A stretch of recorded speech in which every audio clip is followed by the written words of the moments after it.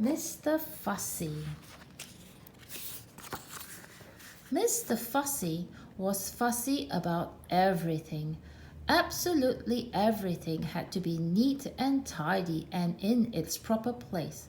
Mr. Fussy spent all day and every day rearranging his furniture and making sure the flowers grew in a straight line in his garden and trying to find specks of dust where there couldn't possibly be specks of dust because he spent all his time making sure there weren't any specks of dust. One fine morning, Mr. Fussy was having breakfast. He was very fussy about what he ate. He opened the marmalade pot. "Ugh!" he exclaimed, "it's got bits in it." And he spent the rest of the morning separating the bits from the marmalade, or if you prefer, the marmalade from the bits. Fussy old fusspot, people used to call him. Then Mr. Fussy went out into his garden and spent the rest of the day straightening out all the blades of grass in his garden. Fussy old fusspot. That evening, Mr. Fussy was in his kitchen ironing his shoelaces when he heard a crash outside. "What's to do?" he murmured to himself and hurried outside to investigate. There, with a broken garden gate in one hand, an old battered suitcase in the other, and a sheepish grin on his face, stood an untidy person, Mr. Clumsy. "Whoops," he said, holding up the garden gate. "It came off in my hand." "Who?" spluttered Mr. Fussy, looking in horror at his garden gate. "Who are you?" "I'm Mr. Clumsy," replied the untidy person, grinning, and he stepped forward to shake Mr. Fussy's hand, but tripped over and fell on the lawn. "My grass!" cried Mr. Fussy. "My straight grass! You've bent it!" And he got down on his hands and knees and started straightening the grass. "But who are you?" he asked over his shoulder, "and why are you here?" "I'm your cousin," replied Mr. Clumsy, "your long-lost cousin from Australia, and I've come to visit."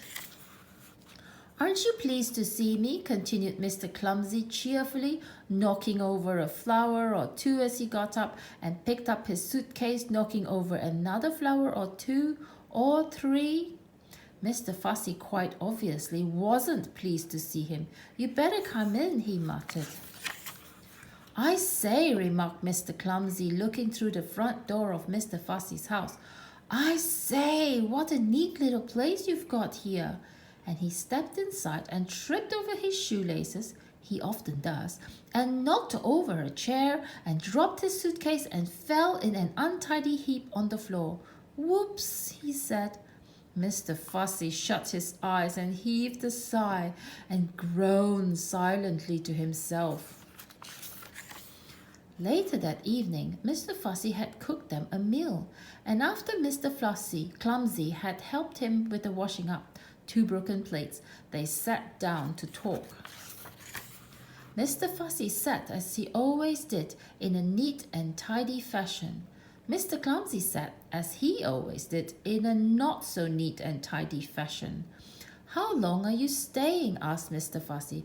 "Oh, I don't know," grinned Mr. Clumsy. "A few days, a week, a year, I haven't decided." When he awoke in the morning, Mr. Fussy jumped out of bed and went into his bathroom. "Oh no!" he gasped. "Oh no!" Oh yes, Mr. Clumsy had been there before him. The towels lay in a heap on the floor. The bath was full of water. There were pools of water all over the bathroom floor and half a tube of toothpaste. What a mess! Mr. Fussy made it all neat and tidy as quickly as he could. After a week, Mr. Fussy's house didn't look like Mr. Fussy's house anymore at all. But after 2 weeks, Mr. Clumsy decided to move on. "Thank you for having me," he said to Mr. Fussy.